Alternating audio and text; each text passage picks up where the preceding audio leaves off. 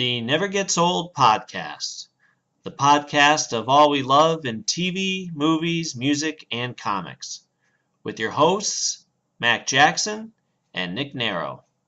Look for us on YouTube and Facebook.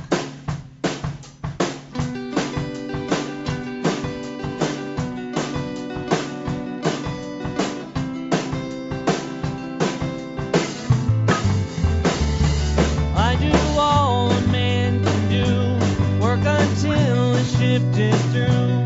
But this time at night my interest lies in my thoughts of you.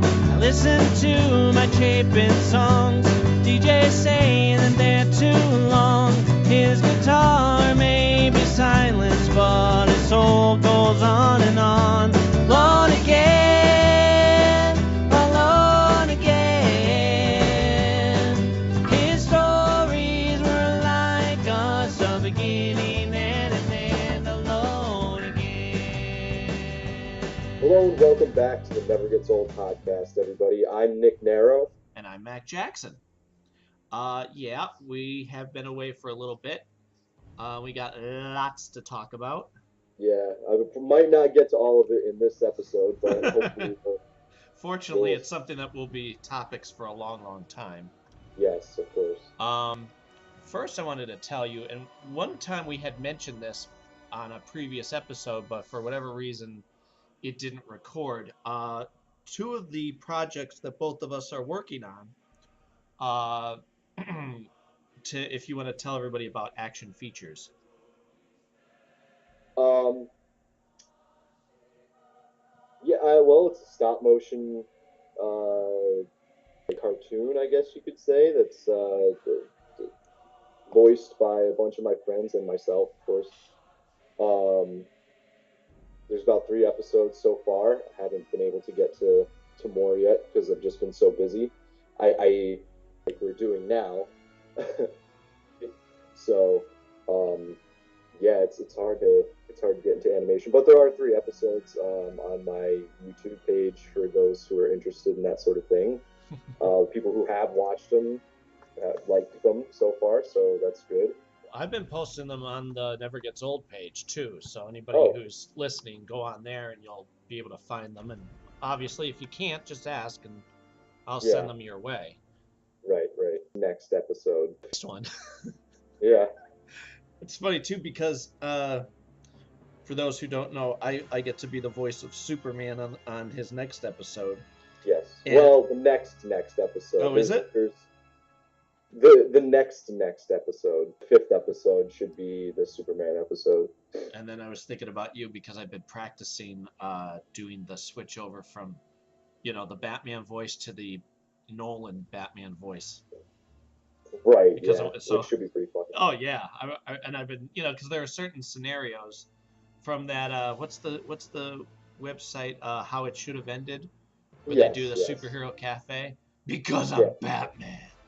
Well, Mikey loves that, so he's constantly quoting it.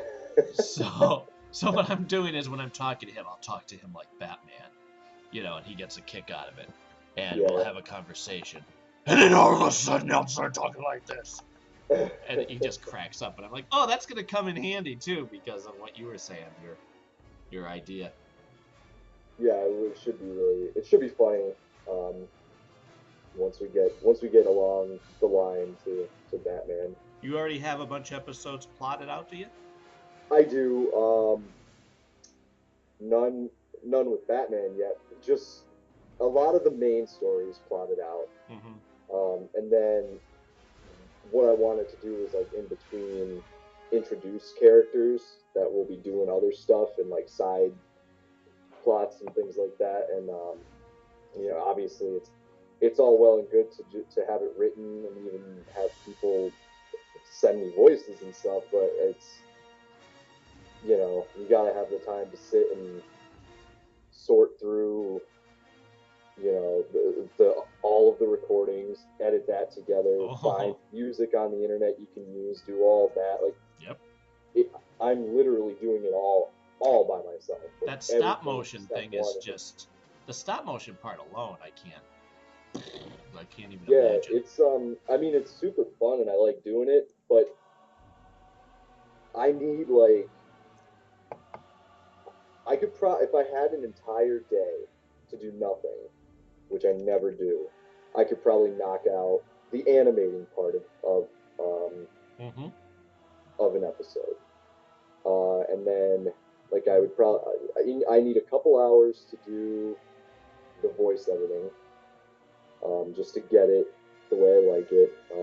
Yeah, and then just need hours to do the animating because sometimes you have to delete stuff and go back. But I mean, really, you do 60 seconds of animation and it's 8 hours later. So I mean, it's quite a bit, and it depends on what you're trying to do too. If I was just going to do a stagnant camera and have people walk in and off the screen like it was a sitcom or something, it might not be too bad, but I'm always trying to do different angles, Mm-hmm. cuts and stuff. I want to make it a little bit more cinematic, Sure. um, because that was one of the tips that I read when I was starting to do it, like before I even did anything. Um, and I'm trying to make it to the best of my capabilities, and it is time consuming. So because sometimes you have good ideas, but you got to change it on the fly because your idea just won't translate the way you want it to, or you have to position the camera so that you don't get something else in the scene, like lights or background stuff you're not ready to show yet, or whatever else. Right. So I mean, it's just like real filmmaking. Things happen, so you just roll with it. But Isn't it funny though? Because yeah, I mean, you, I have a pretty. Go ahead. I was just gonna say the price of being artistic is such a pain in the rear end, but because Yes. you're trying to be artistic, you're like, I have to do it. It's easy to Uh-huh. just have side by side combat style side scrolling, Yes. but okay, that's easy enough to do, and it becomes boring. But you want to have that fun, like think about the movies that we love, where a lot of it is the angles that they used. Uh-huh. One of the what was the one? Batman Forever. Okay. Okay, we know how bad Batman and Robin was, but it always stuck with me how cool the angles were that Schumacher used in Batman Forever. Despite what you say about the script or how he was destroying the mythology, he was doing some fun stuff. There's a scene where Batman jumps off the building and is gliding down to the car. And the angle that he used is him jumping off, showing the overhead shot, and then the camera catches up as he's falling and it ends up under him just as he's about to land in the car. Okay. And I watched that movie, and that was always one of the rhythmic qualities that always stuck with me. I'm like, this keeps it exciting and fun, Yeah. you know? And then not even I that. haven't seen Batman Forever maybe since it came out, so Yeah. I'm not familiar with the scene, but I am tempted to go watch them. I have the DVD that comes with all four. Like Mara and I Sure. bought it the one day because we wanted to watch the '89 Batman, and then she loves Batman Returns, obviously because she loves Catwoman.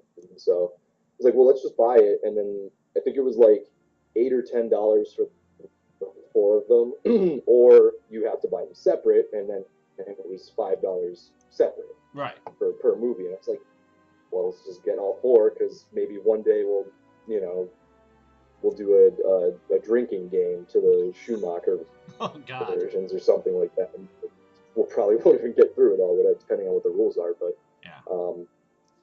yeah, so Well, it's funny. Credit where credit's I mean that due. is all it is. The price of being artistic is time. Hmm. I mean, there's something to be said for if it becomes a career, you can do certain things efficiently, but when it comes down to it, it still takes time. And if you have other obligations, or you know, you don't even have the energy at the end of the day to do the things you want to do and do them well, because you can do them. I could do the animation an hour here, an hour there, but I don't want to half-ass it. And I feel like when I'm done working at the end of the day, because I've been so crazy busy with work, that's exactly what it's going to be. It's going to be me going, okay, I'm just going to get through it and good enough. And then people watching you, they're like, well, your first ones were good, but this one's sloppy, and I don't want that. So I'm always fighting between myself, like, hey, yeah, I'm home now and I've got a couple hours, but I'm so mentally exhausted that I'm just gonna. It's just not going to be as good. It's not going to be up to the standards that I want it to be. So I end up not doing anything. And there's a ton of stuff I wanted to do. Like I want to do a couple other shows for my YouTube channel. Like I'm going to do a show called The History of Action Figures, where I break down different lines of toys, obviously, and give a history of where they started, where and where they went to, and then I might break it down by character as well, and do like, here's a historical look at Batman, for example, or Captain America, or Spider-Man, or anybody, Indiana Jones, or something like that. So there's that, and I have treatments written for that, and then I want to do skits and want to do all this stuff, but it's like I'm just way too tired. I don't want. I know it'll show. Yeah. You're like, hey, good idea, but you suck. And it's like, well, How many people do we know that have too many irons in the fire, and they're not paying attention to one, just one enough to make sure it's worth it. And that way you're like, yeah, you got a lot of, you're out there trying to make yourself something, but if you're not going to do it right, don't bother to do it at all. Right. And the thing is, I mean, I have a lot of ideas, but I know I could pull them off. I just need to not be exhausted. Right. That's the thing. That's really what it is. Because I could do one thing one day, another thing another day, and that would keep it all fresh for me all the time. But it's just can't even get to one thing. So. Well, that's how I am with this music. The one day I finally get to work on the digital stuff, I couldn't find my headphones, and then I found my headphones. And now, for whatever reason, I can't get it to. If it's recording, I can't get it to play back, so I'm completely frustrated. I'm like, Cindy, you need to look at the directions too, because it's a digital recorder, but instead of just hitting record, oh no, you got to prime whatever line you're using and hit another button, and then you record it, and then you got to save it, and then it's just a giant, And now we have the Christmas tree up, so I have to wait until that's down before we tackle that again. But and then on the other side, what I didn't get to tell, well, I did tell everybody the last time, but didn't record, was I'm doing our comic strip. It's called Never Gets Old. Right. And I have, 5 of them up so far? I just put one up yesterday. Yeah. And they seem to be liked. That's anytime somebody sees them, they're getting liked and shared, and which, thank God, that's nice. Yeah, that's awesome. Did you like the most recent one with the Planet of the Apes? Yeah, I thought that was funny. Thank you. I was like, where's he going with this? Yeah, like, so what? The Planet of the Apes. Oh, okay, there it is. No, I like, I like the new Planet of the Apes movies. I've never really seen the old ones. I mean, I've seen bits and pieces, but never like all the way through. Mm-hmm. So I wasn't a diehard Apes fan like some people are. Right. But I thought the new ones were. I have to see the really new well ones. done. I'm dying to see the new ones. I have to go back. Anything I'm watching typically now is through Netflix. So if it's on Netflix, I'll see it. Because we don't have a Blockbuster to run out and get movies anymore. No, but there's the box. Yeah, I don't know. I never remember it, and then if I did remember to get it, I wouldn't remember to bring it back, and then I'd feel bad. And it's also just that whole, you're spending enough money on Netflix. You know what I mean? Yeah, it's true. But there's sometimes, like, I don't even remember Redbox all the time, or I was never something like I would go do, but Mara suggested it, and if you sign up for like the rewards program, you get free movies all the time and stuff like that too. It kind of makes it worth it. Mm-hmm. But sometimes we just don't want to wait for Netflix. Right. So we'll run out and get something. Uh-huh. Whatever. But I thought of you. That was actually I got that from you. The idea to do the Planet of the Apes thing, because I remember we on one of our previous conversations you mentioned about the new movie or how you liked the first one, and so you know my mind went to that joke, and I'm like, all right, that's funny enough. Yeah. And the next one I'm doing is a Doctor Who themed, which I think you'll like. Okay. Yeah, it's funny because this way we get to throw in little tributes to things that you and I like. Of course. You know, and it's, you know, as long as it gets a laugh, I'm thrilled. So if anybody wants to see them, obviously you can either go to the Never Gets Old podcast page on Facebook. You could be watching this right now because I'm putting pictures of previous strips up.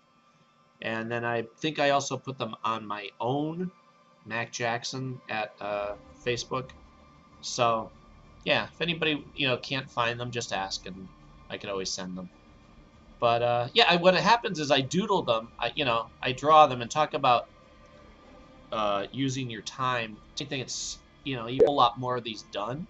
If it were up to me, I wish like you, I wish this were one of my jobs. I wish I was getting money for this. Yes. Because it takes time, and it's not the drawing part that I have a problem with. The drawing's easy. If anything, it's, you know, the hardest part is trying to get it. Just a breakdown of what happens is I draw it, I scan it, and then I have to go in through Sumo Paint, I believe it's called, that I bought the program for, but it works through their website. So you're basically using all the artsy Adobe and all that on your computer, but you're not saving all the stuff that's needed. So then you go in there, you darken the lines, and then you got to color in, you know, certain sections. So you have to make sure all the lines are connected, otherwise they're going to bleed through. And so there's that. And then you have to, once you color it in, it doesn't color everything because it's picking up little dots of little specks of dust. Yeah. So then that shows. So now you got to color over that, blah, blah, blah, blah, blah. Then you got to copy and paste it onto a picture, blow it up. Then, and this is the part I'm having an issue with now, erasing around it. Usually you can just hit the magic wand and it'll outline it. You hit delete and it gets rid of it. Okay. Something's going on, and I've emailed Sumo Paint about this, and I haven't gotten a response. It won't do it. Or if it does it, I get as far as cleaning it all up, hit save, because now you hit save, and now you have to retitle it, save it onto your own computer, and it freezes.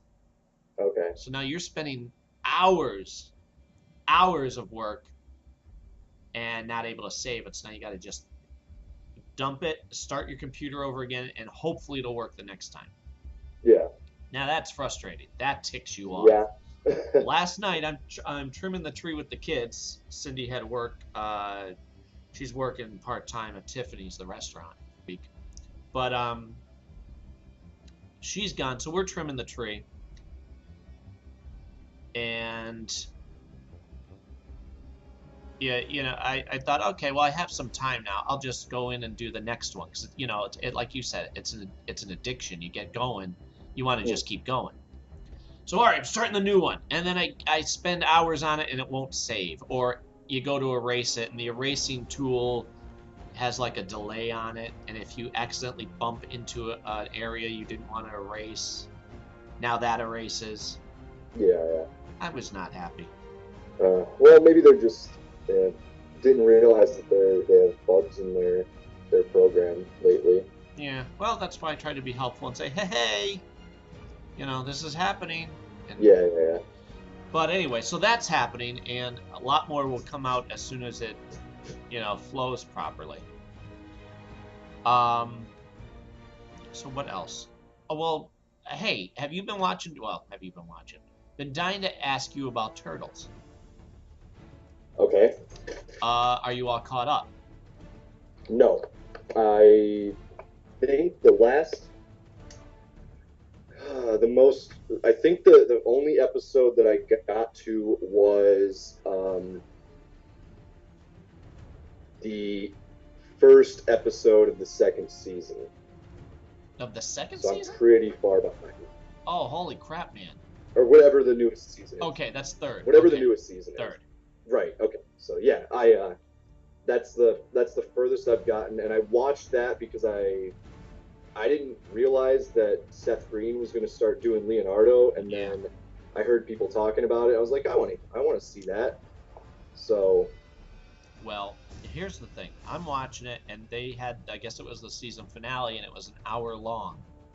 Right. Was that a heck of an episode, or what? Leonardo it was pretty good. Was kicking butt like nobody's business. I was on the edge of my seat. Now, this is a show I already love. But to be like, oh, wow, this feels epic. This feels like, this could be the end. I thought the one where, what's Splinter's daughter's name? Karai. When she got turned into that snake thing, I'm like, is that the season finale? It feels like it's the season finale. And then the next one, it was a couple weeks, and they did a couple more, including the actual season finale. Yes. And that felt like, wow, this could be the end of the show, the way they're building it. They lost their home, Splinter's gone, Leonardo's fighting for his life, and he's, running the gauntlet, and that was brilliantly done. Yeah. It's cool because as much as I have nostalgia for the original cartoon, looking back on it, especially from an adult and more educated point of view, they really, that first season, or even just the first half of the first season, really hit hard, and then after that, they just coasted. Oh yeah. It really it went downhill, but I was so young that it's just like I don't care. I'm watching Turtles, but these new it makes me really happy because in a time where they might even still just be able to have that happen, and we'll just make episodes and who cares what they're about. We're just coasting on the Turtles. They're absolutely not doing that at all, and that's awesome. They really are everything's got to keep building and getting better, and they're doing the same thing with the comic as well. Are they? I'm behind on that. I'm getting them in trade. Okay. I just bought City Fall, so I have to go back. Oh, okay. Wow, that's pretty far back now. I know. How about good, that? though. It's really good, but even so, man, even up to the most recent issue, which I think was 2 weeks ago, man, it's good. City Fall, though, it was a really good storyline. So yeah, and how about, I love, and I was dying to talk to you about this. How do you love the not even subtle references that they're making to the original show in the movie? In the first episode, I did want to talk to you about that. The very first episode of the newest season was exactly a scene out of the first movie. Loved it. It was exactly that. Not word for word, not close frame though. For frame, but the Raphael and Leonardo roles were switched because in the movie it was Raphael in the tub and Leo watching over him, and in the show it's Leo in the tub, Raphael watching over him. But they adapted it to fit their storyline and characterization and stuff. But it was great. I was sitting there watching it. I'm a little bit tearing up, a little bit just out of joy, just because it was these guys love it. They know what the good parts of the lore is and where they can pull from, and they can even take some of the bad parts and make them good. Yeah. So it's just really cool. The whole thing, she's writing in her journal. They're going to the farmhouse. She's describing how each of them is handling it. Casey's there. It was wow.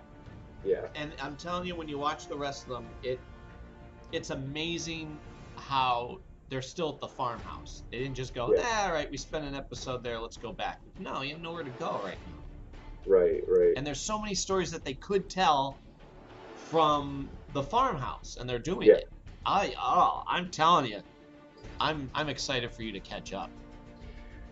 Yeah, what I'm really enjoying about TV in general, even a lot of the kid shows and stuff, is um, and Turtles. One of the things that I'm so happy that Turtles is doing is they are spending a lot of time doing character development. Like Mm-hmm. everybody keeps progressing and whatever, and I think that'll help kids appreciate stories like that Mm-hmm. going forward because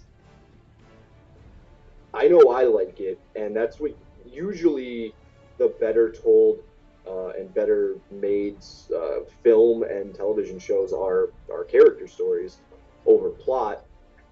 Um, and maybe that'll bring us to an era where we don't have these like really crappy, just like stupid plot-driven movies that make a bajillion dollars. I mean, it's kind of already happening. Like, yeah, Avengers was a big blockbuster, but a lot of it was character stuff in there. Right. It might not have been just character stuff, but it was a big part of it. Mm-hmm. And that movie did gangbusters. And same thing with Guardians. Like all the Marvel movie plots are the same, and I'm not saying that as like an indictment of them.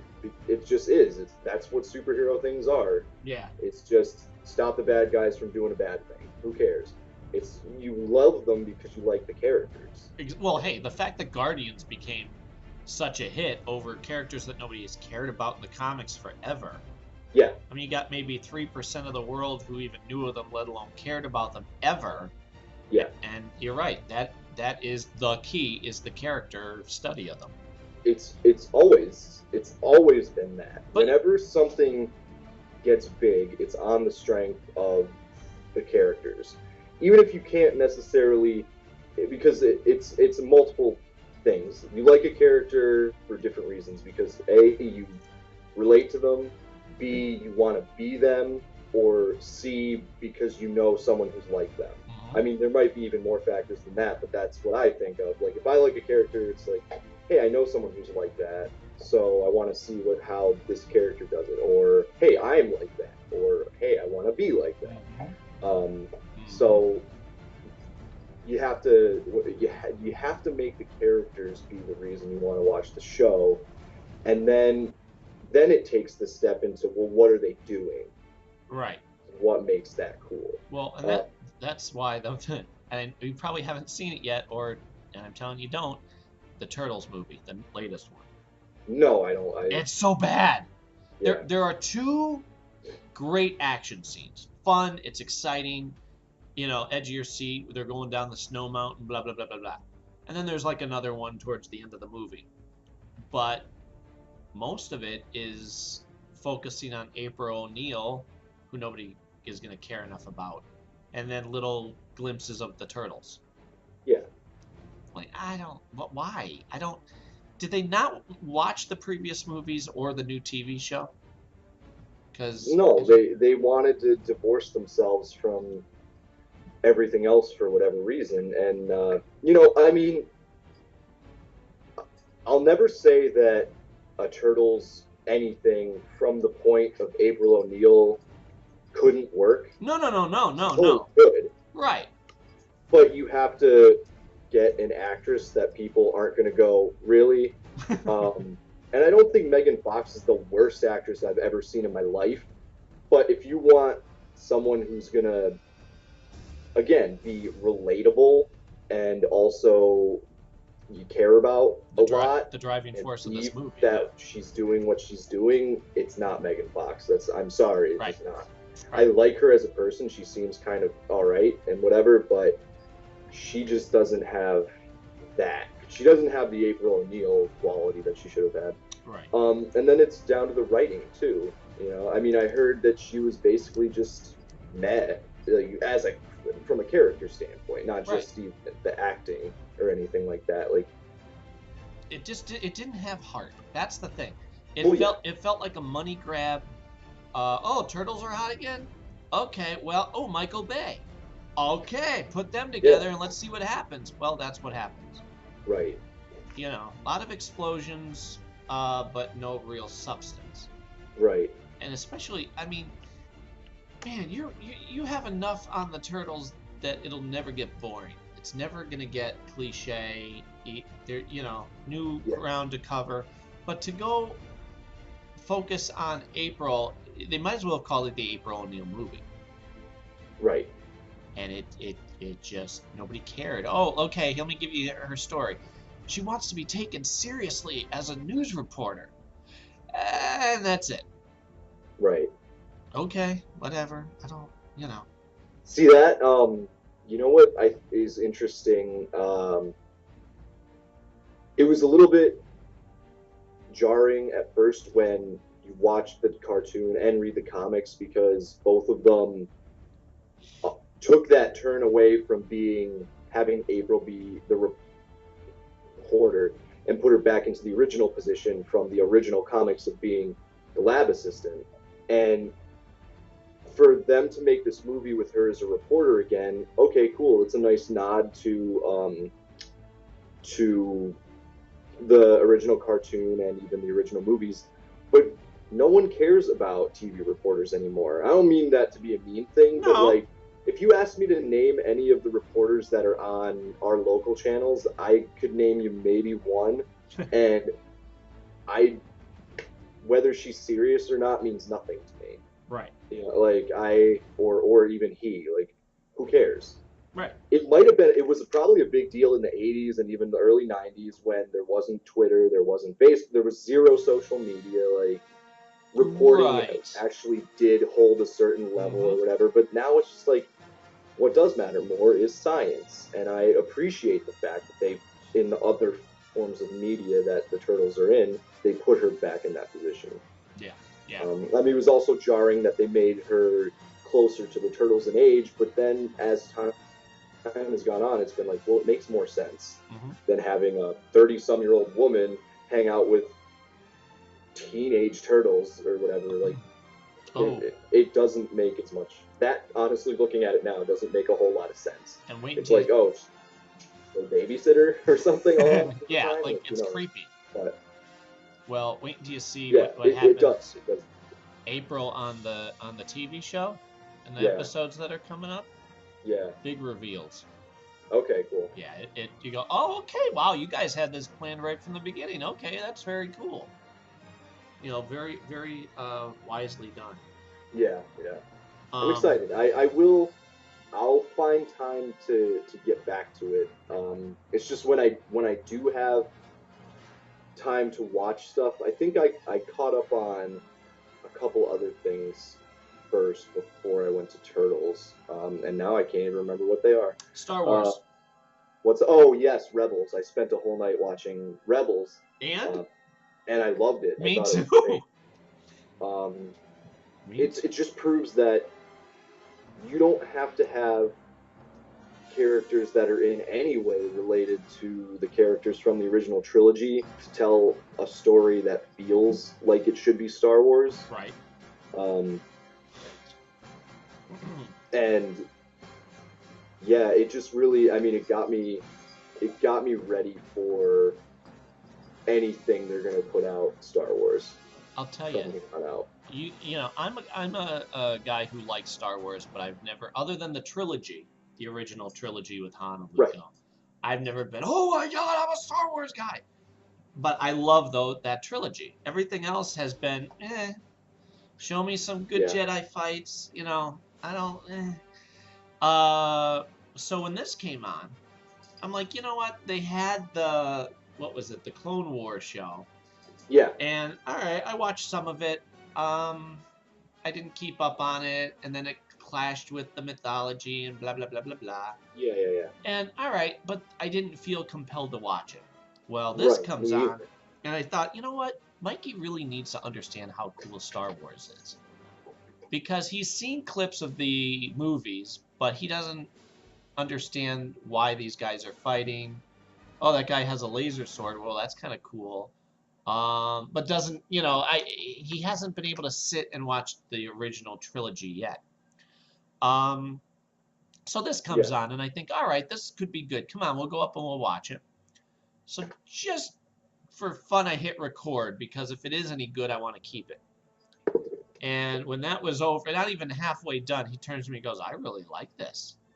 I'm like, "Me too, buddy. Me too." And we been, there are certain things that every night he goes, "Can we go up and watch?" We have our go-to things that we have to watch throughout the week. Spider-Man or the Avengers, for whatever reason, they're there. But it's superhero, so we're all about that. Right. Is there a new Turtles? Is there a new Star Wars? So those are the things that we go up and I record as we're watching them because I know that we're gonna want them. Yeah. And I love, and here's what it is. They're packing the music in, the excitement in, the mythology in. We went back and we tried to watch on Netflix the other show, the Clone Wars. Yeah. Doesn't hold up. It's not as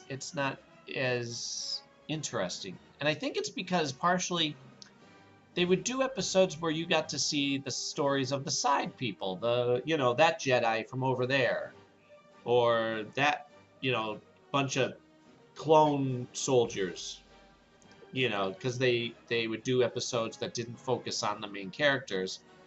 And they were okay, but they don't compare to the new show. Right. That's, Well, here's one of the biggest problems with the Clone Wars show is that it's also one of the big problems with the prequels overall. But Jar Jar? The Clone Wars, yeah, the Clone Wars tried to shoehorn all of the coolest stuff that they should have just shown in the movies into the cartoon. And that was its job, was to tell all the stories you're never going to get on film for whatever reason. Because George Lucas said, no, 3 movies and that's it. And it's a detriment to the show, which sucks because it was really hit and miss. There were episodes that I saw that were like, that's awesome. And then there were episodes that I saw and I was like, I'm so bored out of my mind right now. So it was never a show where it was like, I gotta watch it every week, because I would let them like back up and then I would watch and be like, this one stinks, skip. Here's a good one. Okay, I'll watch it. And then it would go like that. You never knew what you were gonna get. And that is unfortunate for that show. And I was actually talking to someone recently about, I don't even remember who it was now, but what the problems were with the prequels. And obviously there are many, but there's one of the biggest problems is there's so much like exposition you almost even don't think about it. But anytime you have 2 characters talking, whether it's like in the first movie you've got Qui-Gon and Obi-Wan talking, and then in the subsequent movies you got Anakin and Obi-Wan talking, they're always talking about cool stuff that they've done that you'll never see, because everyone just keeps talking the entire time. Like in the original trilogy, the strengths were you're seeing the cool stuff. And if they made a reference to something they might have done, yeah, it might have sounded cool, but they were still doing cool and interesting and important stuff. And in the prequels, it was like, oh, we made a movie to tell you about all the cool stuff we didn't show you. And it's like, ugh, just do cool stuff. Do what's important. And it was just sloppily written. George really needed help with telling those stories, and he needed someone to say, you know what, George, 2.5 hours of 5-year-old Anakin probably is not the most compelling story. That should maybe be 20 minutes of the first movie, and then do some cool stuff after that, or important stuff, or whatever. I could go on and on about what worked with the the prequels and what didn't. I try to give them their due a little bit, but it's an unfortunate mess of a thing that has to exist now. You can't just go and retcon it like they do with other stuff. It just can't. It's just part of the lore, and it sucks, but whatever.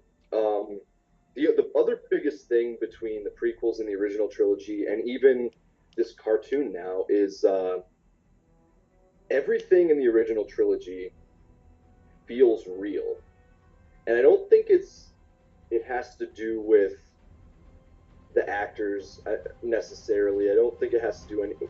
I mean, I guess a little bit, but every time you see Han Solo reacting to something, or Luke Skywalker, Princess Leia, like, you get the feeling that that thing is real. You stop questioning it, and you just go along for the ride. Right. I've said it before early on in our podcast, I don't know when, long time ago, but Mark Hamill sells Yoda to the world. No one says, unless you're dead inside, wow, that Yoda thing in Empire sucks. Like, you believe it's Yoda in Empire and Jedi because Mark Hamill believes it's Yoda. And he doesn't treat it like it's corny. And even Chewbacca, they treat Chewbacca like it's a real thing. You don't question it. But everything in the prequels is so fake because it's all CGI that it's hard for even the best actors like Liam Neeson and Ewan McGregor. They do a decent job, but like, everybody's so dead-eyed. And that's what you get. The eyes are locked. You stand in a green room and look around. Like, okay, you can be the best actor in the world, but if someone's like, hey, go in this green room and it's a vast expanse with like a creature that might look like this scribble drawing I'm showing you flying by, it's like, it doesn't work as well. And that's what I think.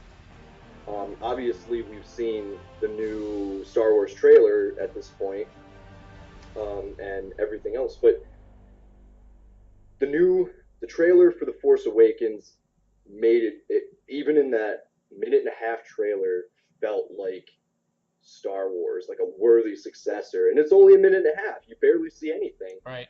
But, from the minute the stormtrooper lifts his head and he's like breathing heavily and turns and looks, and you're like, that's Tatooine, and bam, you're on Tatooine, and whatever is going on, his face sells more of a movie we haven't seen yet than 3 prequels we've gotten. Like, that's what it is. And I'm really excited for the new movies to start coming out, because you've got people who care about the franchise doing it. I just think George wasn't in it as much as he thought he was. Well, yeah, I think I told you in the past, they always credited his ex-wife for the original trilogy having the heart that it did, because he wanted to take out the cute moments, like one that they reference is right before Luke and Leia swing across the chasm, and she gives him a kiss, and he looks at her and she says, "For luck." He wanted that gone. He's like, "Nah, it's stupid. I don't want that in there." And she goes, "No. You need that there because you need to care about these people and see how they interact with each other. Yeah. It can't be all just lasers and sword fights." Yeah. And they always said the moment that they got divorced, he just kind of went, oh, like there was nothing, the heart wasn't there anymore. He was just doing whatever he wanted. And by that point, nobody was going to argue with him. Well, A New Hope succeeded because he was a visionary, and he knew how to get stuff done. Yeah. And also, on the strength of the cast and crew, who were like, George, we got to do it this way. Like Harrison Ford and Mark Hamill, who were like, you don't know how to act. We know what acting is. Let's do it. And he got these really raw performances mixed with his vision and a bunch of awesome people who knew how to do stuff with special effects. And it was like, it was a disaster that came together and became awesome. And then he handed the reins off to other people to make Empire and Jedi, and that's why Empire is one of the best movies of all time. Yeah, it is. Because it had a great director, and it still had that cast and crew who cared about telling a good story, not just we have to perform when it's on the page. You know, that there's so much that happened in Empire that it was just people working it out, and you get some of the best stuff that time. You know, you have the story, but you still got to work it through. And same for Jedi. I mean, Jedi had some ridiculous stuff, but you buy the Ewoks. Oh, absolutely. I never, you know what? I'll tell you something. Goofy. Yeah, they're goofy, sure, but they're acceptable goofy. It wasn't until the last couple of years where I hear more cynics are like, he made them just for the kids. Whatever. It wasn't Jar Jar. You know, they were there. They had their purpose, and you know, make your jokes if you want. But up until a couple years ago, I never heard anybody badmouth them. Well, I was a child when I saw the original trilogy. Like, I wasn't a teenager, I wasn't an adult, and the Ewoks never bothered me as a thing. It was just a crazy group of little bears, and I thought they were real because I was a kid. And they still to this day do not offend me. Not in the way like Jar Jar Binks offends me. Right. I always looked at them. Okay, you're on an alien planet. These happen to be the people or the things on that planet. Move on. And I mean, it's part of an underdog story, and who doesn't like an underdog story? The idea that these little native bears can overtake the stormtroopers, you know, with the help of other, a little bit more civilized people, but like, it's a cool story. I don't know. And it's also fine. A David versus Goliath type of thing, which is always appealing. Exactly. So with the Star Wars trailer, you were happy? Yeah, I was really excited. Like it looks good. I'm sure that a lot of it is CGI, but I think however they manage to do it, it's gonna look and feel real. Oh well, it does already in the trailer, and they're not even. I mean, they still have a year to even polish that, but yeah, it had just a gritty, real feeling with it, but still, I mean, obviously with modern sort of recording technology and stuff like that, it just felt good, and they showed enough where you're like, oh, okay, I'm intrigued. What's this? What's that? You know, why is he breathing heavy on the sands of Tatooine? You know, what are the X-Wings flying towards? Who's the Sith, and why does he have like a sweet lightsaber? And what are the functions of those two little blades sticking off? Do you like that lightsaber? Do I like it? Yeah. It's whatever. You know, I'm sure there's a reason for it. You know, like it's not just. It won't just be Flash for the sake of Flash. Right. And I'll be anxious to see that work. I know there's a lot of people, that's the first thing they were making fun of, was just like, shut up. Like, the whole idea of a lightsaber in the first place was ridiculous, and everyone loved it. So, like, who cares? And then, Darth Maul has a double-sided lightsaber. That's awesome. And it was awesome. It was. And, like, just let it be. Don't be... It's funny because it's like, people want a reason to be mad about the movie already. And they made fun of the two things I saw were the soccer ball droid or whatever that was, and then the lightsaber. And it's like, come on, kid, like, get over yourselves. Just let it be. There'll be a reason for it, and it'll probably be pretty awesome. Well, so just let it be. I enjoyed the moment I see a lightsaber, I'm like, oh, good, huh? Even though you know, I'm like, why is there the side? Whatever, they'll explain it. I have faith in them. But when they show the Millennium Falcon, I got a chill. That was it. You know that chill. You're like, now I'm good. And you know what was cool too? A couple things. To see it on a planet, flying low. Because most of the time you'd see it in space.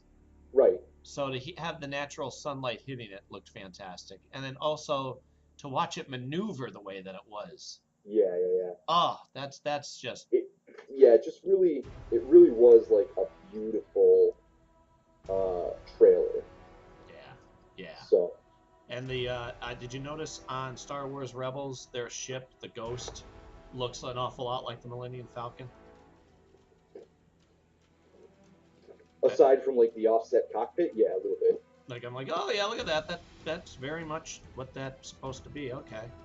Well, yeah, I mean, in the Star Wars universe, they're pretty much all those like freighter type ships are similar-ish. So they'll all look a little bit like chunky, I guess. Yeah. The Falcon is a little bit streamlined, but not really. Like from far away, it looks like, oh, it's a smooth sort of circle with the teeth on the front and whatever. But like up close, it's a little chunky. So it's a the Carillion type freighters, and not that they even on the show yet have said that that's what it is. I'm just imagining that that's what it is, just a freighter type ship.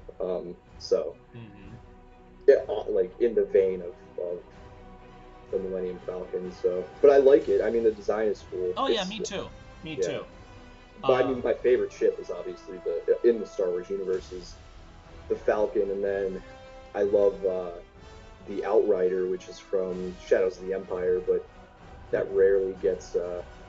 I mean, it was the Han Solo-esque character's ship, and it was really cool. The Outrider. Yeah. I have to look it up because. Yeah, if you look it up, you can post a picture of it on the screen at this point that we're talking about it. But I love that ship because I love the game and I love the book. And the character is Dash Rendar. He's like a friend of Han Solo's, like a fellow smuggler, whatever. And he's the character that you play as in Shadows of the Empire.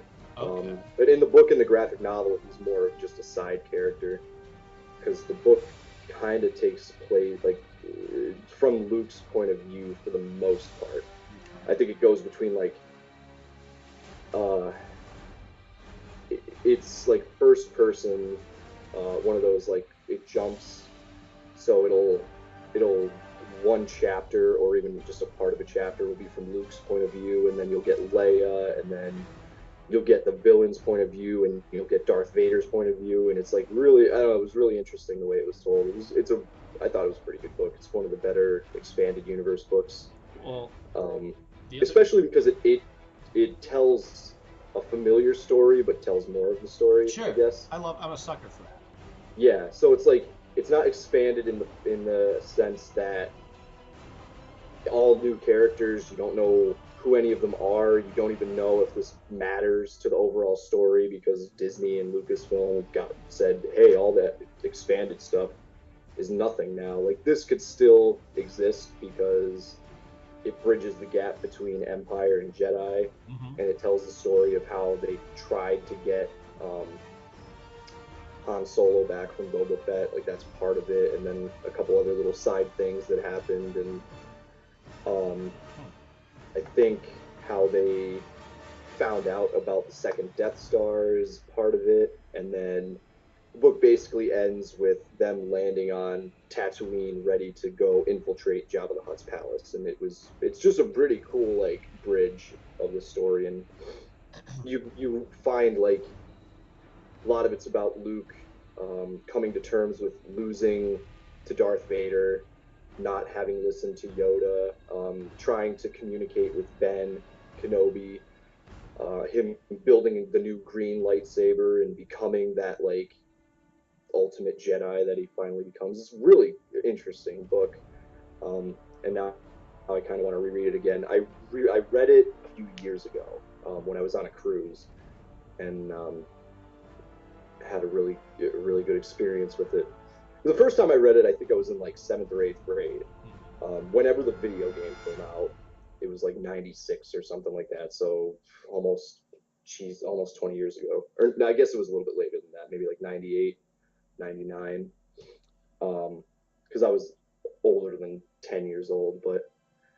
And then so I hadn't read it for a long time, and then I was like, I should reread that, and I did, and it held up. It was good. So I suggested if you ever have time to read a book and you're in the mood for Star Wars. Well, it was funny that I will. The reason you mentioned that with the different narration is remember the other day when I said if you haven't read Batman No Man's Land. I highly recommend it. Yeah.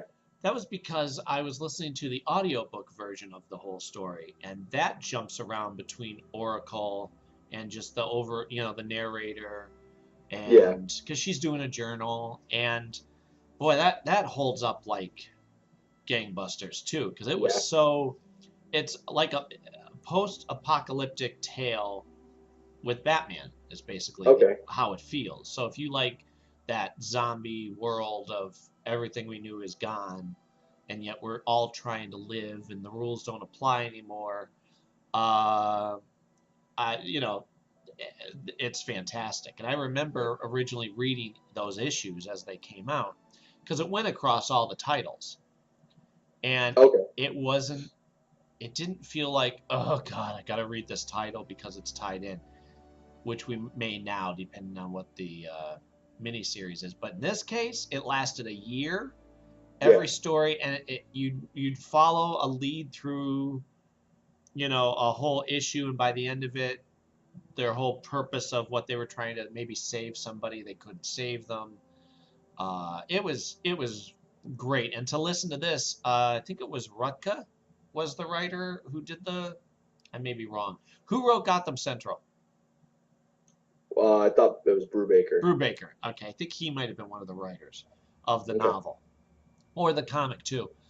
So yeah, I'm like, okay, I know someone who, if you haven't read it, you were the one guy, and then the other guy, Jumenberg, he's into comics too, and he tends to get a lot of his books from the library. Well, I'm like, okay, if you haven't read it, buckle up.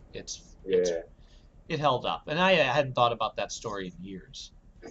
One of the things talking about I was able to look something up on my new phone since we last talked. I have now joined the 21st century. Right. I have a smartphone, so it's really does it. There's a good point to it, and there's a bad point. The good point is you have everything at your fingertips. Yep. The bad point is you have everything at your fingertips. Yeah. Cindy's constantly on Twitter because she does the Sleepy Hollow fan site. And then, I get looking at, and you just want to keep up. Boop, boop. Oh, you got an alert. Well, I got to see what that's about. Yeah. And so I have to make myself, if I'm eating with the family or we're watching something, put the darn thing away. Chances are there's nothing that important. It's hard because I'm always especially when I'm in the truck and we're on the way to the job and stuff. I do feel bad, but at the same time, I'm ingesting knowledge, so I don't feel too bad either. I'm torn because I just want to keep feeding my brain with information. Yeah.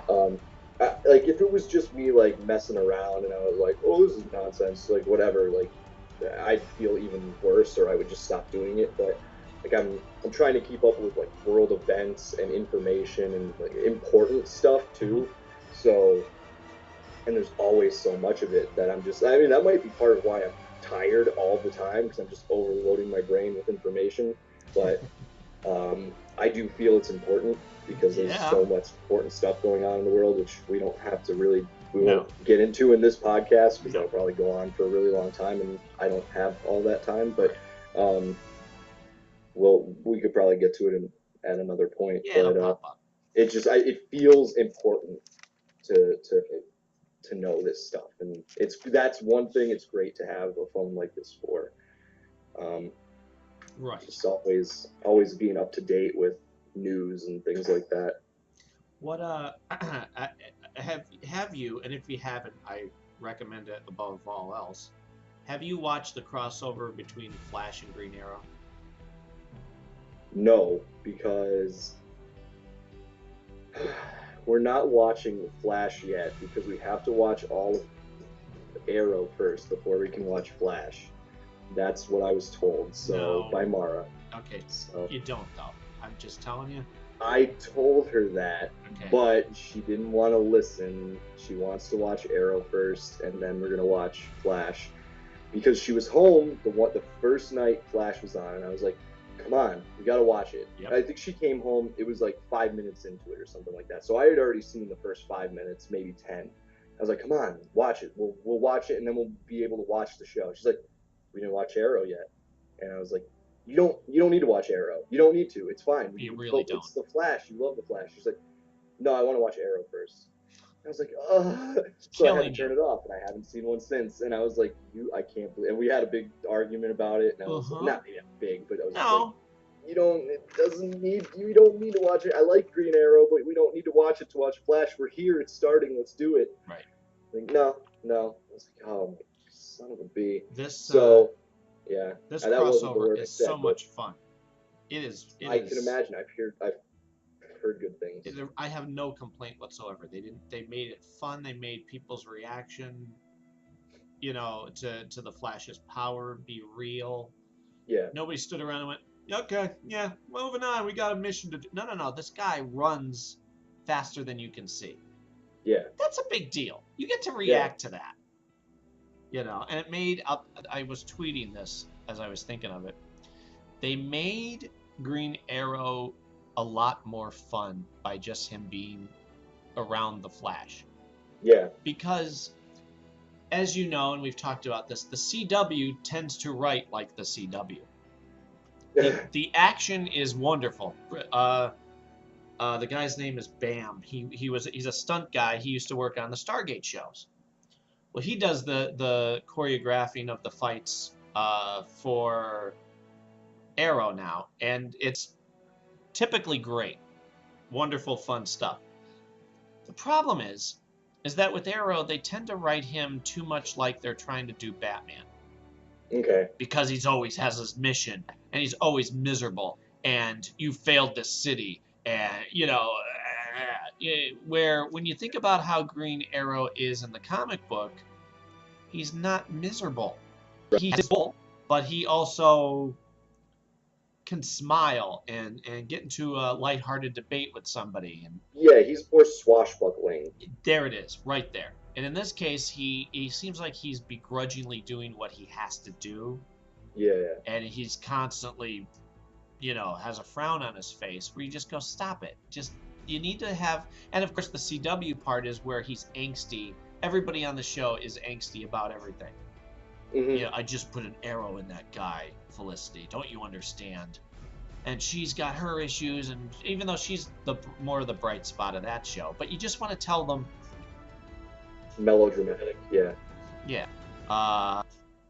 So yeah, you want that to stop. But then he's on Arrow or Flash, and the Flash is just the opposite. This is a guy who has powers, realizes how cool it is, and is having fun while he's saving people. And, when he's around Arrow, he's like, yeah, I love Arrow. He's cool. He's my inspiration. That type of thing. And to have them together, Arrow is trying to make Flash be more prepared, but the Flash is also kind of saying to Arrow, lighten up. Right. It's a whole lot of fun. And I can't wait to get to it, to be honest with you. So how far are you? I mean, it sounds good, and I'm glad that you like it. So it'll probably be something that I really enjoy when I get to it eventually. But we should talk about Batman stuff. We should talk about Gotham. Yes. Because I have to say, we haven't gotten to the last 2 episodes yet, which is the one before the finale and the finale, the mid-season finale, whatever they do, winter finale, whatever they called it. But I'd still like to talk about the overall little bit of it before we shut this podcast down, because I'll have to eat and shower and stuff right before rolling. So at least for the next 20 or so minutes, we could talk about Gotham, or whatever. I guess until we've said enough about it. But what do you think about it? You are the Batman expert, I suppose. So the connoisseur, maybe. I'll take any title. Okay. I mean, I love Batman. I know a lot about Batman, but you've had a bunch more years of experience. Right. Well, I would go to you for Cap. So. Okay.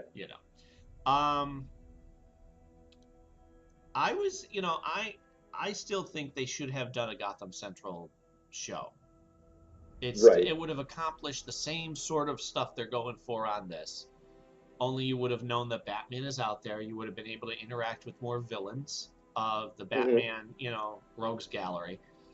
Yes. Okay, so that was where they messed up.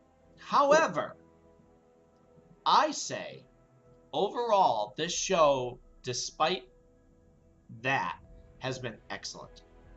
It was really good and intriguing. I'll tell you where it turned for me. I liked it from the beginning. I was enjoying all the episodes. The Balloon Man was fun. It had like a villain type of feel to it because he had a gimmick.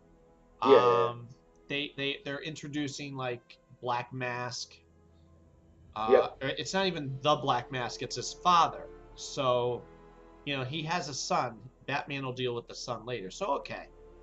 Nice spin on that. You have to kind of go into it looking at it as it's its own universe. It's not trying to, if they mess up, it doesn't ruin the comics. It doesn't tarnish any, and they seem to be doing everything really well. I was afraid they would clash too much and I'd have a real issue. Yeah. However, the issue or the episode where it turned for me was the one with Mr. Zsasz. Okay. Where he shows up at the police station looking for Jim Gordon. Right.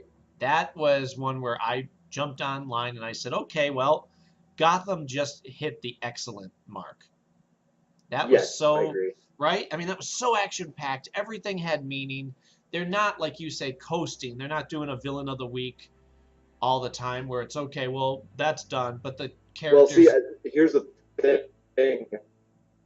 Do you think that they've done kind of a villain of the week? Not every week, but a lot of weeks where they pull in Roman Sionis or his dad or whatever, so it's Black Mask, and then Zsasz shows up, and then but Edward Nygma's always there, Penguin's always there, and they've done a couple others that you're like, they did the Bane Venom, not that Bane was there or anything, but they showed that referenced sort of thing, like, but they've done it in a way that like works. Well, and here's the difference. Instead of it being, say, Smallville season 1-ish, where it was the villain of the week, and okay, this is predictable and it's cliche, the thing that makes it different is people aren't necessarily dying, so they can come back, but more importantly, there's character development. Yes. There's Jim Gordon, who's constantly trying to fight a corrupt Gotham. He's dealing with Bullock, who's trying to come around to his side of it. Come back to it. So the character that you're seeing at the end, at the mid-season finale, isn't the same character from episode 1. Right. And that's what makes it acceptable for it to be the villain of the week. Right, and the other part is that there's an overarching plot where it's not like just episodic television, like every week is, well, Jim, what are we going to do this week? And who cares whatever happened last week? Like, it's not that. Everything is building. So when you keep bringing in these characters, it's like, well, the focus isn't them. It's just like a neat little nod. And they do the characters well, too. So it makes it all like, okay, you just keep going along for the ride. That's how I feel about it. And there's the big, wait till you get there, the big shakeup at the mid-season finale. Yeah, I'm excited. It's fun. I'm telling you, these episodes, I miss it. How's that? It's only been, what, a week or two? Yeah, a week tomorrow it won't be on. But... Monday it wasn't on, and I'm like, oh, crap, I missed that. Yeah. I actually yearn for that show now, and that's saying something. Yeah. How do you like Well, Go ahead. I really did, like, I told you, via text when the show was starting, that's probably going to make me mad, whether it's good or not.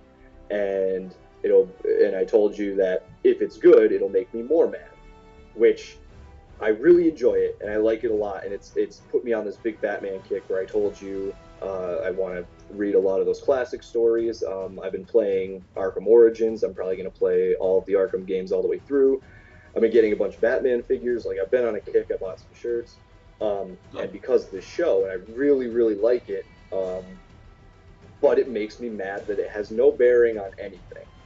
If Warner Brothers and DC were smart, they could have done this show, and this is what happens, and then, Batman, Superman happens, or whatever. Like, this is connected to that show. Or if they did what you said, like had Gotham Central, where it's later and Batman does exist, what they should have been doing is for 2 years or whatever before the Batman Superman movie comes out, you're in this world that Batman exists, and you're hearing about what he does, and you're meeting some of the villains, and you're whatever, and then the movie comes out, and it's like, here's all the stuff we were just talking about. Like, that should have been the plan, and that's what makes me mad. Sure. Is that should have been what they're doing. Or, oh, hold on, sorry. Sure.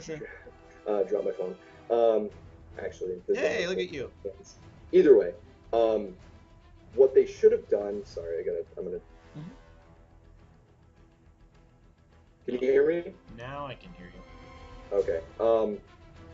What they should have done, because DC is great with TV stuff, they should have said, you know what, screw the movies, let's just do a Superman show and a Batman show and whatever. Like, Batman is so much better in a long-form narrative than a movie spectacle, and that's just always been the case. Yep. Their characters are, I mean, comic books in general, I've said it again a million times, but comic books in general are better set with a long-form narrative where you can do character development, where you could do long arcing plots that come together at the end and stuff like that. Movies are, I mean, they've done great with the Marvel stuff, but I still think it's lacking a little bit, just because it's just not enough. And I mean, S.H.I.E.L.D. is great, and you're getting that. You're getting character development, but not necessarily about any characters that people care about. Mm-hmm. Like, it's awesome that Mockingbird is on S.H.I.E.L.D. right now. Right. But no one even knows who she is. Like, what would have been great was 2 seasons of Captain America, the show, and you feel for Cap when Winter Soldier comes back and all this stuff. Like, it would have been awesome. And the same goes for Batman. I shed a tear for how it could have been. Right. And I agree with you. It should have been Gotham Central, but it should have been connected to the movie first too. Well, yeah. And, but again, I'm trying to just look past that, because, again, I'll drive myself nuts. And I'd rather look at it and go, okay, so if this is what we're given, yes. How are they doing? Are they being respectful to the source material? Yes. Are they, people are saying, well, what if they do a time jump? Well, okay, I don't think they're ever going to. But if this show goes on for 10 years, at the end, you could have him be Batman. Yeah. You know what I mean? Yeah. I don't know. I think... I love it, despite of the mistakes that they've made with just the original thought, because they make the character so compelling. The Penguin is, he's cool. He's like, you love to hate him. Yeah. I really, you know what? The one thing that I'm loving almost the most about the show Gotham is the young Bruce Wayne stuff. I was going to ask you, I said, what do you think about him? I think he looks like a young Bruce Wayne. Yeah, absolutely. And the Alfred stuff is super cool because, it's one of those stories that I don't even know if they've ever told. No. Or in any comics. Sort of like long-term thing. Is like, it's kind of like Jesus, Jesus is 30 or something like that. It's like, well, you know what happened to Bruce Wayne as to why he became Batman, and you might even know, like, they did the Batman Begins stuff where it's like, oh, okay, he traveled the world and whatever when he was a little bit older, but it's like, yeah, but what did he do for a ton of years when he was still a kid? And this, like, is it is exactly dealing with that, and it's cool. I think it's really well done. I think the kid is good. I think Alfred is great. Yep. The way that it keeps intertwining with all the other characters and stuff, and like Catwoman and whatever. Obviously, she's not Catwoman yet, but like, it is just really, really, it's just really well done storytelling. And that's the other thing too. I'm never like, when it jumps between characters and stuff, I'm never like, ugh, this now. Like, I'm genuinely compelled by all of the characters and all of the subplots and storylines and things like that. So they can do so much. I really do think they're doing a great job with it, but that's what makes me so mad. Well, it means something for itself, but it could be so much more, is all I'm saying. Right. The only thing that made me mad was they introduced Well, on all the posters and stuff before the show even came out, they made it seem like Poison Ivy was going to be a big deal. Uh-huh.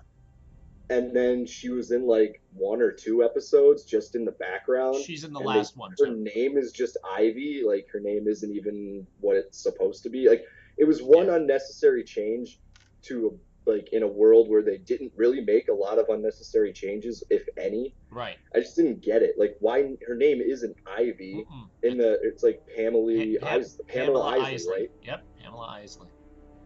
You're Like, right. why would they? I don't know why they would do that. It feels like she was just shoehorned in just to be like, here's another character, and but whatever, it's not right. Well, And she now it's pops just up like, again. You'll see that in the next episode that you're gonna see. She's in it. oh, okay. Yeah. All right. But you know, with the Alfred stuff, this is their opportunity to do in a series format because you can't do it in the movies. Watch the dynamic between Bruce and Alfred. Watch how Alfred becomes his father figure. Yes. You know, watch how they love each other. Yeah. And you're gonna see a little bit of that in the next episode too. Okay. But the moment I love where I thought, okay, now Alfred is really, I like this Alfred. I like the way that they're using him. Yeah. When he goes to beat up Hush, actually, Tommy Elliott. Did you pick up on that? I didn't know. Oh man, now I'm mad. I saw that part and I was like, shoot. Yep, that's Tommy Elliott, and when he goes, he tried to kill me. Yes, and I let him. And I'm like, ooh, that is brilliant. I love that. Yeah, that was great. Oh wow, I'm so mad. I didn't realize that was Hush. Yep. You got to go back and watch it now because I might go back and watch that part tonight. And what's funny is the way that kid looked, the kid who plays Tommy Elliott, he looks like, the way his hair is, he looks like how Sionis, Black Mask, the kid version of him in the comic when he first debuted, that's how he looked as a little boy, with that swoop of brown hair. Yeah. But wasn't the Hush as a kid, he was like redheaded a little bit, or no? I think so. No. I think you're right. I think that was, and Hush only came about since that Hush story. Yeah, that was only a couple years ago, right? Yeah, but I have Black Mask's his origin story from the 80s. Oh, okay. Cool. And this is before I collected comics, and I remember seeing it at the corner. It was called New Terry's. It was like the corner candy store, and they would sell a couple of comics, and they're like, more dangerous than the Joker, more dangerous than Ra's al Ghul, more crazy than the Joker. It's Black Mask. And of course, all right, you oversold that one, but but when it made me go buy that issue and then get his origin story for the next couple issues. And I'm a kid in the 80s. This is like 86-ish, so I'm 11 maybe. It was dark, and it's one of the darkest stories I've read. To read him, because it shows him being crazy from a little boy. He was the next door neighbor to the Waynes, and he ends up carving his mask out of the ebony coffin from his parents. Oh wow. Oh, it's worth reading even now. And so it was my first issue too with Jason Todd as Robin, and it was my first time ever seeing who Harvey Bullock is. Okay. So I'm like, who the heck is this guy, this detective? But as a kid, 11 years old, and even now, I rebought them digitally, I think. Just because they were it was a serious, dark origin story to a villain that I felt like, okay, you're dangerous. You're not just some gimmicky guy. Yeah. And this is what he would do is he would take a mask and he would put this chemical on it. Put it on his victim, so when they would die from it, or maybe they wouldn't, either way, but it would adhere to their skin where they couldn't pry it off. Okay. And when you pried it off, it ripped all the way down to like the skeleton of their face off. This was his gimmick, and it bothers me that they don't use it more. He would have his henchmen all wear different goofy masks. Whatever it could be, an elephant mask or whatever. But that's what he would do. He would pin down his victims and stick that mask on them and they'd either die or live or whatever, but the end result was always bad. So I always liked Black Mask. Yeah, he's cool. I actually just got a figure of him from that 4-inch line. Oh, really? Yeah, they're not out in stores yet. I got it from Amazon. Nice. Well, I saw it at Walmart doing my Christmas shopping. They have the Christopher Reeve Superman, the Arkham Batman. Which reminds me, don't forget, you have a couple of those video games of mine that you were gonna play. Yeah, I haven't gotten around to it yet because I gotta hook up my PlayStation 2. Yeah, Batman Begins and the animated one was Vengeance. They're excellent. Yeah, I'll have to check them out. They really hold up. I'm watching Batman Begins, and they're showing where he shows up at Arkham Asylum and beats up Scarecrow. Okay. In the game, they actually have you have to sneak in past all the cops, find your way into Arkham, get past all the guys quietly just to get to that scene in the movie, and then after it, you have to escape. It's really good. But yeah, I will play them at some point. It's just a matter of like pulling out my PlayStation 2 and hooking it up and doing all that stuff. So. They're pretty quick to get through, and I'm talking to you who gets through games quickly anyway. But yeah. For me, I zip through them, and I would take my time. And I'm like, oh, it's over, okay. Yeah.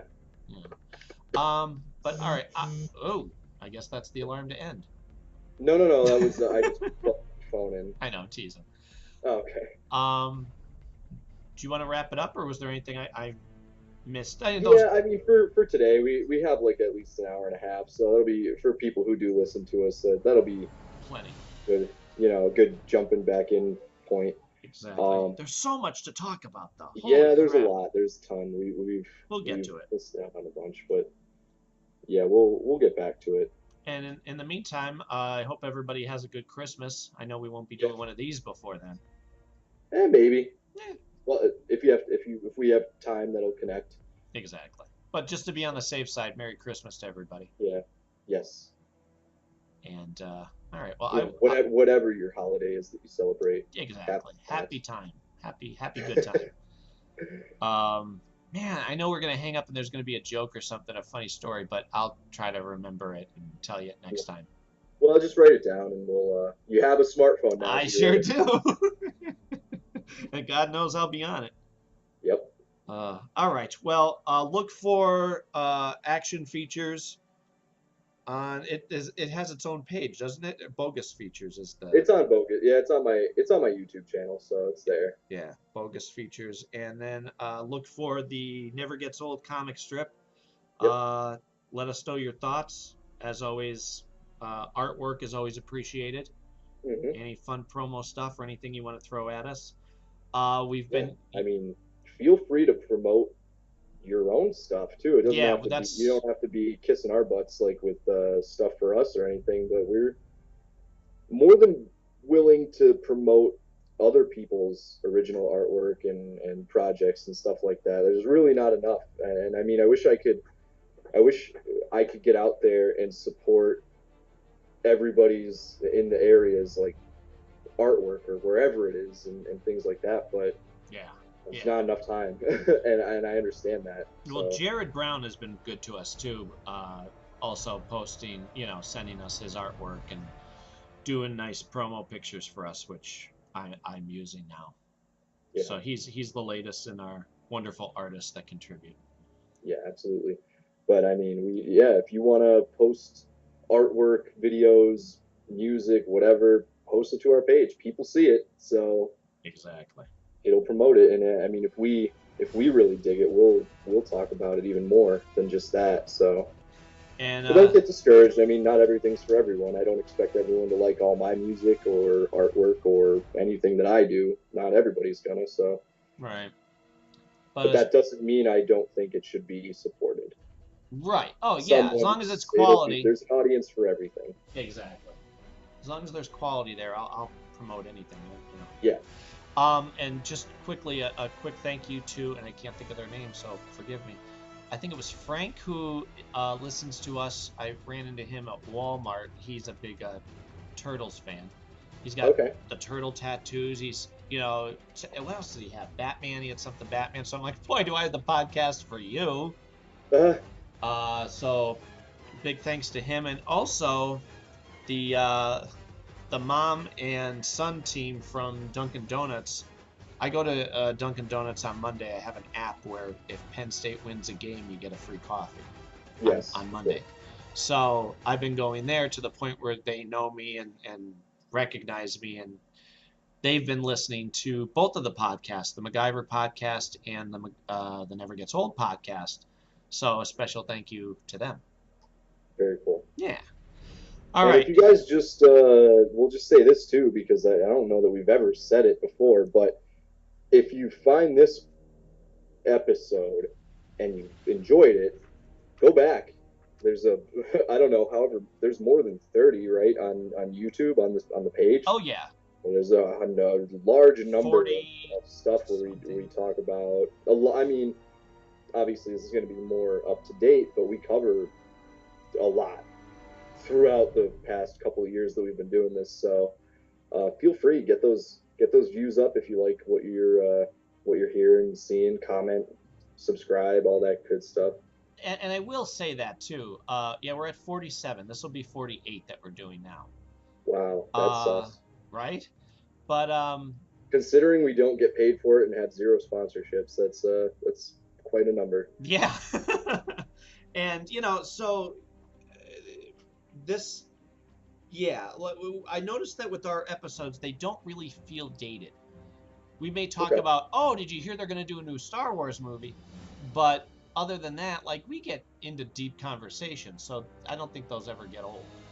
Right. Well, yeah, a lot of it is not. I mean, of course, it goes back and forth between the art itself and the meaning of the art, or how it really looks like that. So, I mean, even if the talk of the art itself might be dated, I think the overall ideals will be are sort of timeless. Yeah, exactly. Without talking myself up too much, or talking us up too much anyway. Yeah. Did you ever go back? One last thing. Did you ever go back and read 0 Year Yet of Batman? I haven't, no. Okay. I'll get it in a trade though. Good, it's worth it. And just read it solidly. I mean, it's Scott Snyder and Capullo, so.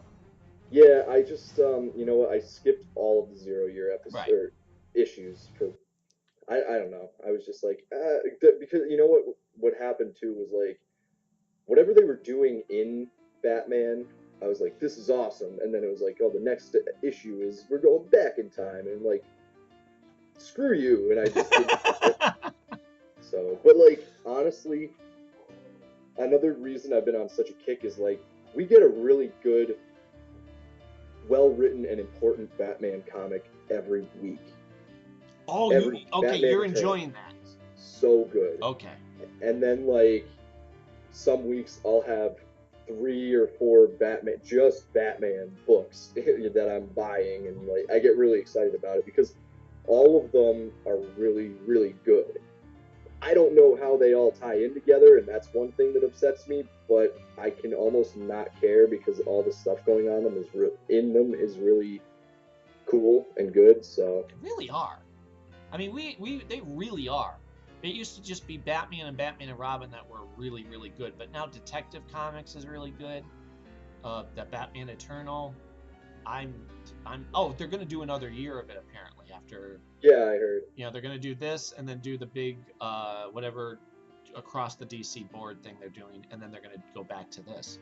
Yeah. Good, as long as they're doing it for artistic reasons and not trying to squeeze a penny out of whatever. Yeah, I mean, it's got to be hard to do a weekly comic of a great quality, especially that it is. So I don't mind them taking a break for a few months if they're gonna come back to it. I'm sure they need the time to like plot it out. Mm-hmm. Anyway, whatever the next thing. Like, I think it's cool because I mean, Spider-Man for a while there after Brand New Day or whatever was like, I don't know, 3 times a month. And then sometimes they got behind or whatever. Right. But this Batman Eternal, I don't think has missed a week in the past couple months or whatever. Right. So it feels to me like it's, you know, a high quality TV show. I'm getting it every week. And if they need to take a break to go, well, we're going to plot out the next one or whatever, and then do it for however many months, once a week, and take a break and come back to it. Like, if they keep doing that, I will keep buying it. If the quality stays up and it's interesting and stuff like that, like, it's good. Absolutely. I would do that with any quality book. I'm just happy that it's Batman. The next time we have to talk about the fact that I'm reading the Spider-Man title for the crossover. Okay. Yeah, we'll talk about Spider-Verse. Yeah, because I'm a sucker for that. Yeah. You know, but yeah, make sure that's like number one. Okay. Okay, because I thought of you. I'm like, okay, I'm back on the wagon. I'm reading it. Back on the wagon. Back on the spider wagon. Yeah. All right, everybody. Have a happy, and we will. Yep, have a happy. We'll check back with you next time. Okay. Bye. Bye.